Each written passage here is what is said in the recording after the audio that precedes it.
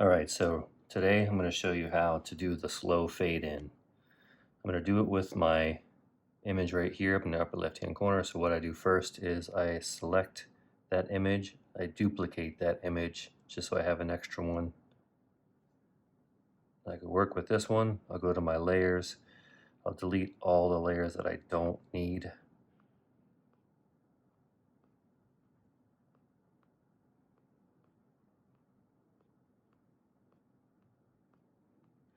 And then with the layers that I do have, I am going to flatten them so that instead of having 1, 2, 3, 4, 5, 6 layers, I'm just going to have one. So flatten that. And then what I want to do next is insert the image that I'm going to use, or in this case, 2 images that I'm going to use. So you go to the wrench, click Add, insert photo, find your reference. In this case, it's a Bobby Hill reference. And another one, insert photo. In this case, it'll be this ninja that I used as a template. I've already gone ahead and made one myself, so you can make one and enter it in. This is mine that I made already ahead of time. So now what you want to do is you go back to the wrench, go to canvas, and you go to animation assist and turn that on. As soon as you turn that on, this will show up on the bottom. It'll show you the frames. Next, when you're working in these layers also coincide with these frames down here. But the way the layers work is from bottom to top is left to right down here. So I've made that mistake once before and it was not fun sitting there and rearranging them because basically my video played backwards. So your first slide that you want to have should be on the bottom. And when you notice that down here, when I move these slides, these start moving around as well. So you'll see that that all is connected. Next, what you want to do is this image, I use a background color, but I want it to have its own background. So I'll create a layer, drop it down below.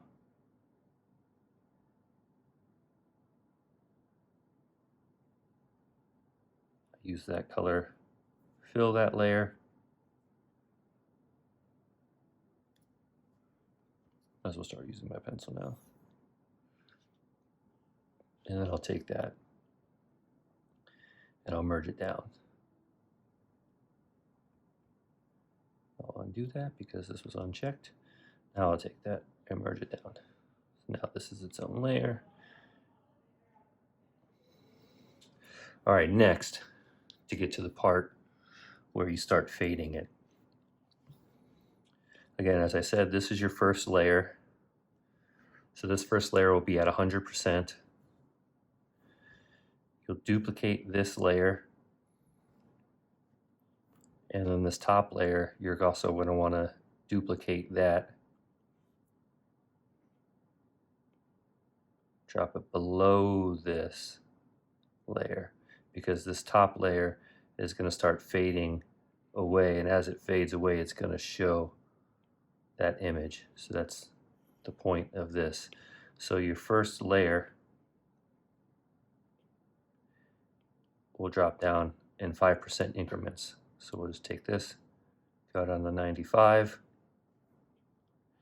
and then I'll create another layer from the one I just lowered, and I'll bring it above the next layer.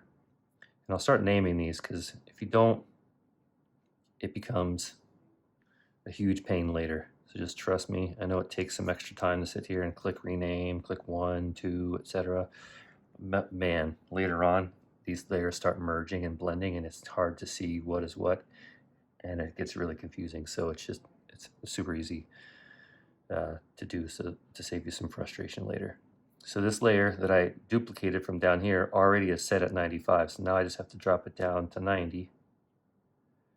I'll duplicate that layer, and I'll take this layer too, duplicate it, put it in between there. I'm going to rename it layer 3. This one is set at 90. Now I'm going to drop down to 85. Take this, duplicate 3, bring it above there. Take that, duplicate it, bring it above there. Now this one that I have 85, I'm going to drop down to 80, again in 5% increments.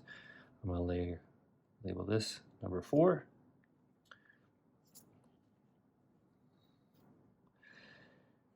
And I'm going to continue doing this until my 80% is all the way down to 0. So I'll speed the rest of this up in a time lapse.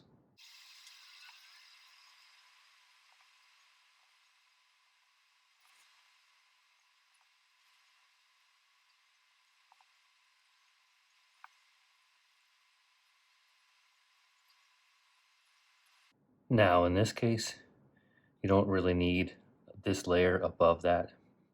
This one was at 5%.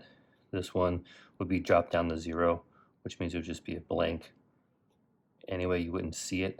So you can go ahead and delete this last slide. So you end up having 20 layers total. Now what you want to do is you're going to need to pinch each individual layer together, starting at the bottom, so that you don't get this effect where it's flashing. So right now, with all these layers in between, if I hit play, you're going to get this, and it's going to be super bad. So what you want to do is start at the bottom. Remember, your first inserted image is your first one, and then the next one is the image that's going to be behind that, and the next one is at 95%. So you'll start at 9 above the 1. If you've numbered all of them, you'll start above 1, pinch it down, above 2, pinch it down, above 3, pinch it down.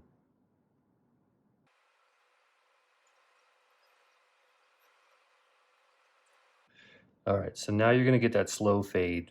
From here, your slow fade, your very first frame is just going to be like a quick frame, and then it'll start fading, and your last frame will be also a quick frame. So what you want to do then is down here at the bottom, your very first frame, you click on this and you go hold duration. I would hold it for about 5 frames. And then at the bottom, at the very end, for your reveal, your very last one, I like to hold that for like maybe 10 frames, just to kind of so you get to see the final image longer. And so what will happen when you hit play, it will look like this. You'll get that first. And even in the beginning, you probably still could have like maybe a longer hold of this before it starts fading. So after you have that all set, what you want to do in order for you to be able to post this on Instagram is you need to turn this into a video. And it took me some time to figure this out because it kept downloading as GIFs or something similar to a GIF, and those don't post on Instagram. So what you have to do is you go to this wrench, you go to share, you go down to animated HEVC, click on that. And the difference is if you just click Max Solution, hit export, there's really no place to, well, I can even show you. So if you hit export, it'll export it. It'll ask where you want to send it. Copy, send to iTunes, shared albums, save to files, and that's it. There's nothing that you can save this into your like photos section or anything like that. I've tried clicking on Instagram before. It hasn't really worked very well. You might have better luck with it. You can try that. But so what I do anyway, and since it's for Instagram anyhow, is share HEVC, and I click it. Actually, and then what I also want to do is to make the video a little bit longer, because right now from start to finish it's like 2, maybe 3 seconds. So to slow that process down, I'll drop it down to like 6 frames per second. So now it gives you a nice, slow, gradual, maybe even 5. I mean, why not? It'll give you a nice, slower, gradual fade in. All right, so then you want to click Web Ready. It drops it down. It makes it a little bit pixelated on your iPad, you'll see, but you won't really notice that so much on Instagram. So when you click Export, it exports it way faster. Down here, you have a Save Video option. So you click on that to save video, export successful. Now what you want to do is down here in your photos, so you'll know that it's working, is you'll have a little numbers down here. Well, it's timed like a video versus a GIF won't. It'll just be a moving image without any time. And that's how you do that.